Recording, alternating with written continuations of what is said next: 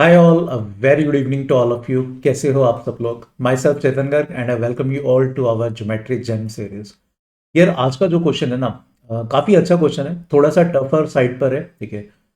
Hexagon in a triangle, एक triangle के अंदर एक स्केलिन ट्रायंगल है, उसके अंदर कुछ कुछ हेक्सागन बन रहे हैं, है ना। और उससे रिलेटेड हमें कुछ सॉल्व करना है, ठीक है। एरियाज का क्वेश्चन है बट बहुत अच्छा क्वेश्चन है एंड पोटेंशियल क्वेश्चन है ये आईओक्यूएम में 3 मार्क्स का आने का, है ना। तो let's see what exactly is the problem. तो ये कुछ सिनेरियो है, अभी ना मैं एक बार आपको पहले क्वेश्चन समझा देता हूँ what exactly is the question, ठीक है। फिर आप वीडियो को पॉज करके क्वेश्चन को देख सकते हो, ठीक है। तो क्वेश्चन कह रहे हैं कि ABC is a triangle, A B C this is a triangle, ठीक है। विद एरिया, कुछ भी एरिया मान लेते हैं, let's say triangle ABC has an area of कितना माने, लेट्स से 36, ठीक है। Triangle ABC has an area of 36, ठीक है। D E F these are the mid points, D E F are the mid points of the sides, ठीक है। तो D E F are mid points of the sides, D E F mid points है sides के। And in fact मतलब it is also given that ABC is a scalene triangle, ठीक है। अब अब हमने क्या किया, हमने मिड पॉइंट से परपेंडिकुलर ड्रॉप किए हैं, जैसे कि आप देख सकते हो। लेट से ई पॉइंट से दो परपेंडिकुलर ड्रॉप किए हैं, one is P and let say other is Q. Let say ऐसी एफ पॉइंट से let say one is R and the other one is S, ये परपेंडिकुलर ड्रॉप किए। ऐसी डी पॉइंट से T and let say U, ठीक है। These are the perpendicular जो हमने ड्रॉ किए। एंड ये जो ऑल्टीट्यूड्स हैं वो इंटरसेक्ट करते हैं, जैसे कि आप देख सकते हो एफ एस और ई क्यू, है ना। S side, FS side and EQ. These sides intersects and let's say the point of intersection is G. Similarly, let's say this point is H and let's say this point is I, right? So basically F, G, E, H, D, I, this is a hexagon, right? Obviously, it will not be a regular hexagon, but yes, having said that, this is a hexagon. ये एक hexagon बन रहा है ना। Now the question is हमें करना क्या है, we need to find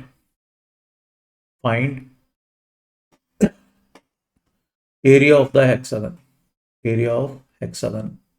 कौन सा hexagon, F G E H D I, right. Find, we need to find the area of this hexagon, ठीक है। तो अब यार ये बहुत अच्छा क्वेश्चन है, ठीक है। हमें गिवन क्या, हमें सिर्फ एबीसी का एरिया गिवन है, दैट मीन्स हेक्सागन का एरिया हम शायद किसी तरीके से, I don't know how, but ABC की टर्म में एक्सप्रेस कर पाएंगे। क्या वो आधा होगा, वन थर्ड होगा, टू थर्ड होगा, थ्री फोर्थ होगा, फोर फिफ्थ होगा, क्या होगा I don't know. But yes, for any scale and triangle हम एबीसी की टर्म्स में हेक्सागन का एरिया एक्सप्रेस कर पाएंगे, ठीक है। तो ये क्वेश्चन है एंड ट्रस्ट मी क्वेश्चन बहुत अच्छा है यार, बहुत प्यारा क्वेश्चन है। आपको इस क्वेश्चन को एक जेन्युइन अटेम्प्ट आपको देना चाहिए, ठीक है। और मतलब आई डोंट नो कि आप कर पाओगे या नहीं कर पाओगे, कैसे कर पाओगे, बट हाँ एक एटलीस्ट जेन्युइन अटेम्प्ट इसको देना चाहिए, ठीक है। इनफैक्ट मैं अभी थोड़े से हिंट दे देता हूँ कि क्या क्या चीजें आपको जरूरत होगी क्वेश्चन को करने के लिए, ठीक है। तो I am proceeding with the hints. तो अगर आपने ट्राई कर लिया एंड आपसे नहीं हुआ तभी हिंट्स देखना, ठीक है। डायरेक्टली हिंट या सॉल्यूशन पे मत बढ़ना। तो मैं अभी हिंट दे रहा हूँ, ठीक है।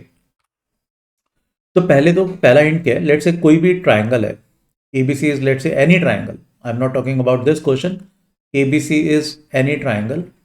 एंड लेट्स अज्यूम कि मैंने उसके जो मिड पॉइंट्स हैं, let's say D E F, these are the mid points. और तो बेसिकली ये जो चार ट्राइंगल्स बनती है ना, as you can see these four triangles, they all are congruent, वे कॉन्ग्रेंट होती हैं, है ना। और इनफैक्ट मतलब दिस इज एंगल ए, ठीक है, दिस इज एंगल बी तो this will be B, this is A तो दिस शुड बी सी, है ना। This is angle B. Similarly, if this is C, this will be C, so this has to be A. If this is A, this has to be C, right? Similarly, this is B, this will also be B because FEDB is a parallelogram, right? So this will be A and this will be B, right? अब इसमें order important है, order क्या है, जैसे late से I am talking about A F E, है ना। तो सबसे पहले हम लेट से, मैं चलो नीचे लिख देता हूँ, ए एफ ई ट्राइंगल मैंने उठाई, ठीक है। AFE, this triangle is congruent with, as you can see, FBD. This is further congruent with EDC, देख सकते हो आप, है ना, and that is congruent with, अब ये उल्टा हो जाता है, दैट इज DEF, DEF के साथ कॉन्ग्रेंट है। तो पहली बात तो ये चारों ट्राइंगल्स कॉन्ग्रेंट है। तो कहीं ना कहीं इस क्वेश्चन में भी मुझे मिड पॉइंट्स तो गिवन थे, है ना, तो शायद इस फंडे का यूज कर पाऊंगा। तो एक तो ये, दिस इज हिंट वन जो आपको चाहिए होगा, दिस इज हिंट वन, ठीक है। सेकेंड हिंट इज, अगर मैं सेकेंड हिंट देने की बात करूं, ठीक है, तो हिंट टू क्या रहेगा? हिंट टू, लेट से कोई भी दो ट्राइंगल्स हैं, late say this is may be ABC, ठीक है, एंड एक और इसके साथ कॉन्ग्रेंट ट्राइंगल है, लेट से रैंडमली कहीं पर भी कैसे भी बनाई हुई है, दिस इज लेट से DEF,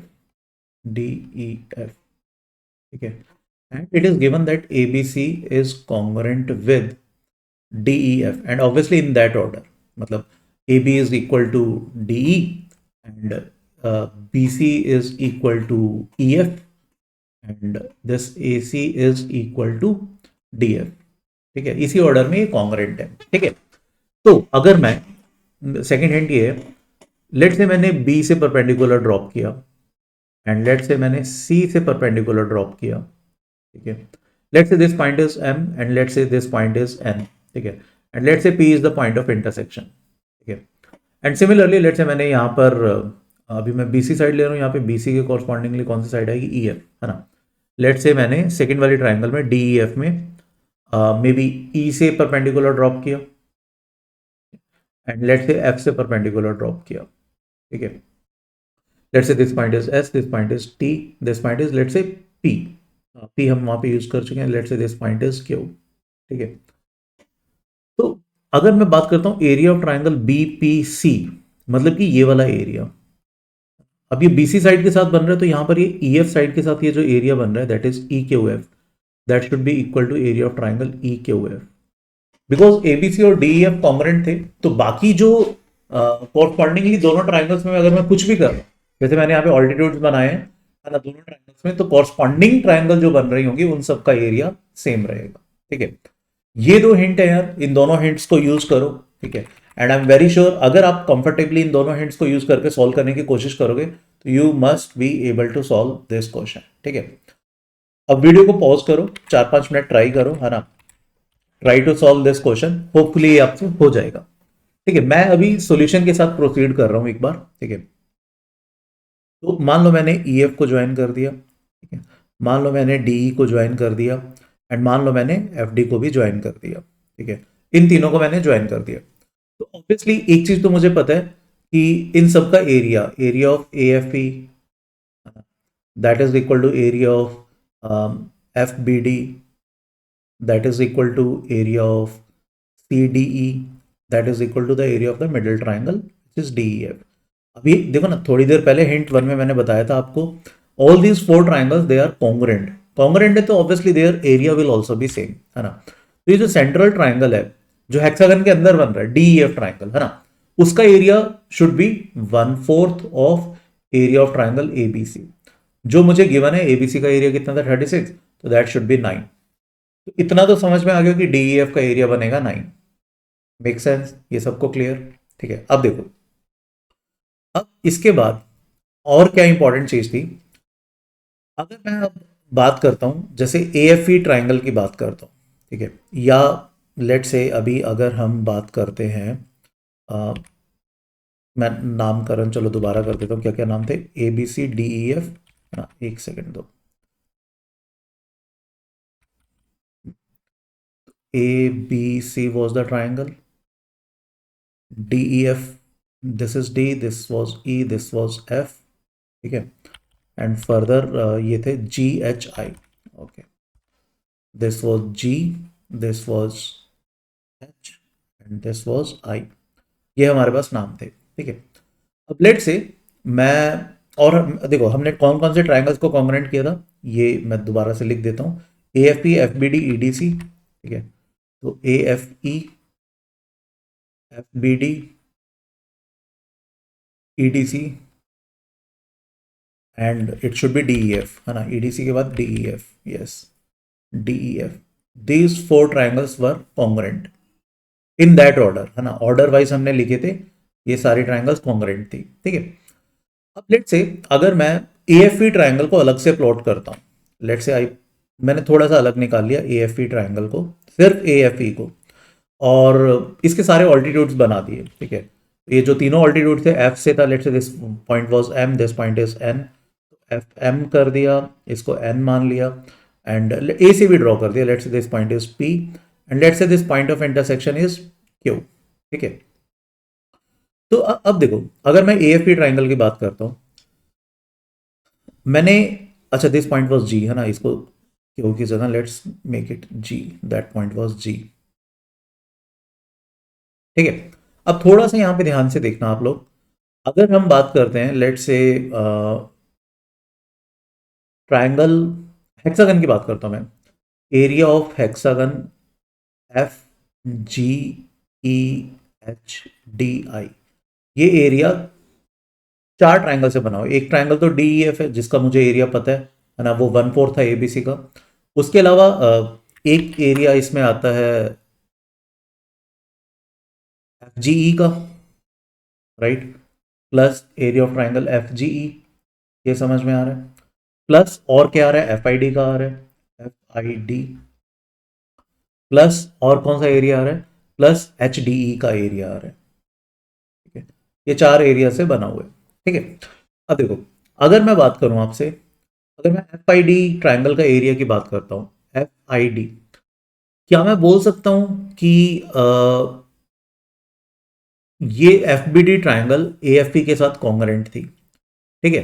तो जैसी जैसी चीजें मैं AFE ट्राइंगल में करूंगा, वैसा वैसा चीजें, और अगर सिमिलर सी सेम चीजें मैंने FBD में करी, तो कॉन्ग्रेंट अपीयर होगा। What I am trying to say, मैंने FBD ट्राइंगल में F और D से परपेंडिकुलर ड्रॉप किए हैं, ठीक है, और AFE में मैंने A और E से करे हैं। यहां पर अगर मैं F और D से कर रहा हूं, है ना, परपेंडिकुलर ड्रॉप, तो यहां मैंने A और E से भी किए हुए हैं। डी के परपेंडिकुलर आई पर मिल रहे हैं, तो ए और ई से जो परपेंडिकुलर ड्रॉप किए हुए हैं वो जी पर मिल रहे हैं। तो कहने से एफ आई डी का area should be same as that of A G E, है ना। तो एफ आई डी का area ideally that should be same as that of area of triangle A G E, ये बात समझ में आनी चाहिए, ठीक है। तो मैं प्लॉट भी कर देता हूं, ये वाला जो एरिया बन रहा है, दिस शेडेड एरिया, ठीक है, that should be equal to AGE का जो एरिया बनेगा इस शेडेड एरिया के इक्वल बनना चाहिए। बात समझ में आ रही है। सिमिलरली अब ध्यान से देखना, नेक्स्ट थिंग, क्या मैं ये बोल सकता हूं कि ये वाली जो ट्राइंगल थी CEECD, है ना, EDC, इनफैक्ट EDC ट्राइंगल भी मेरी AFE के साथ कॉन्ग्रेंट थी। तो जो DE बेस पर बन रहा है, वो AF बेस पर अगर मैं करता हूं, मतलब बेसिकली मैंने E पॉइंट और D पॉइंट से ऑल्टीट्यूड ड्रॉ किए, तो यहां पर अगर मैं A पॉइंट और F पॉइंट से ऑल्टीट्यूड ड्रॉ कर रहा हूं, तो ये जो ट्राइंगल बन रही है, दिस ट्राइंगल, ये वाला जो एरिया बन रहा है, that is area of HDE, है ना। This should be same as that of यहाँ पे जो बनेगा AGF का, ठीक है। तो this area should be same as that of area of triangle AGF, ठीक है। तो अब सोच के देखो यार, GE मतलब कि let me plot it in may be which colour, green colour, ठीक है। DEF तो अलग से एरिया था। What was the value of DEF, DEF was 9, ठीक है। DEF हमने अभी थोड़ी देर पहले कैलकुलेट किया था, इट वाज 9, है ना। क्या मैं बोल सकता हूं FGE plus AGE plus AGF, ठीक है।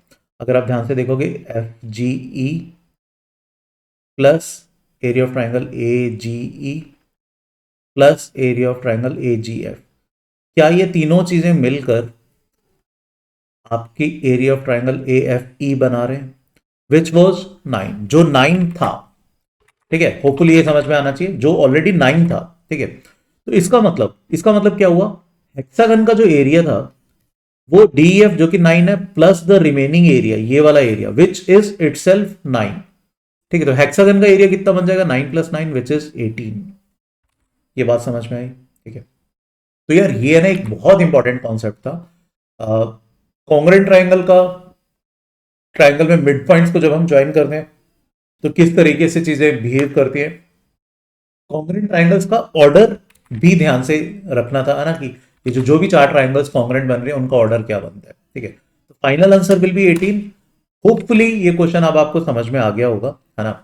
एंड इस टाइप के बहुत सारे क्वेश्चंस हम अपने ये लेवल 8 के बैच में कर रहे हैं। अभी भी रिसेंटली आरएमओ का स्कोर आउट हुआ है। आई एम वेरी श्योर आप में से सब बच्चों को आइडिया होगा कि अभी रिसेंटली आरएमओ का स्कोर आउट हुआ है। And one of our student from level 8, जो लास्ट ईयर हमारे लेवल 8 का एक बच्चा था Aditya Tripathi, he has scored a perfect marks, है ना। परफेक्ट स्कोर आया, दैट इज 102 आउट ऑफ 102, ठीक है। आदित्य त्रिपाठी के लेवल 8 से he was a regular student of level 8, है ना। तो यार मतलब लेवल 8 में ना हम बड़ा ही अमेजिंग सा कंटेंट कराते हैं, ठीक है। बिल्कुल रेलेवेंट टू आरएमओ, जैसा सब्जेक्टिव कंटेंट होना चाहिए वैसे ही हम इसमें लेवल 8 वाले बैच में कराते हैं। If you want to be a part of this batch, first of all this is not an open batch. ऐसा नहीं है कि कोई भी बच्चा इसमें एनरोल कर सकता है। If you have a score of 15 और above in this IOCM 2024, then only you will be eligible to enrol in this batch. या फिर अगर आप इनमें से किसी भी बैच के स्टूडेंट थे, if you are if you are are internal student, तो you can apply for this batch, है ना। कैसे अप्लाई करना है सारी डिटेल्स ऑलरेडी बहुत बार आपको यूट्यूब पे बता दी गई है। स्टिल डिस्क्रिप्शन में गूगल फॉर्म है, जिनके लिए स्कॉलरशिप के लिए जो बच्चे एलिजिबल हैं, right, they can fill the Google form, that is in the description. And जो बच्चे डायरेक्टली एनरोल करना चाहते हैं, नीचे लिंक भी दिए हुए, तो you can directly enrol in the batch, right. तो that is it from today session. Next session में हम मिलेंगे यार किसी एक और डिफरेंट ज्योमेट्री जम के साथ। तो till then please take a very good care of yourself. Thank you, bye bye.